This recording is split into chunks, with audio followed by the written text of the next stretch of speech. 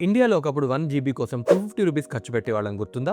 Free data announce చేసి ఇండియాని మొత్తం షేక్ చేసిన జియోకి ఎలా వర్కౌట్ అయింది? Let's decode the Jio strategy. 2016కి ముందు ఇంటర్నెట్ ఒక లక్షరీ. రిలయన్స్ ఇండస్ట్రీస్ అప్పుడే ప్రిడేటరీ ప్రైజింగ్ అనే స్ట్రాటజీ అప్లై చేశారు.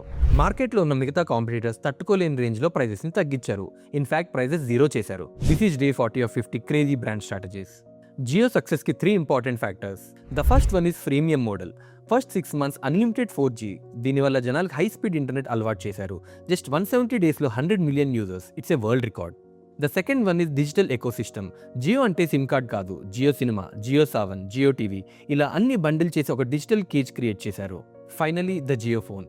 రూరల్ ఇండియాలో 2G యూజర్స్ని మార్చడానికి చీప్ 4G ఫోన్స్ ఇంట్రడ్యూస్ చేశారు. The result, Jio holds 51% of market share and India వరల్డ్లోనే నెంబర్ 1 డేటా కన్జ్యూమింగ్ కంట్రీలా మారింది.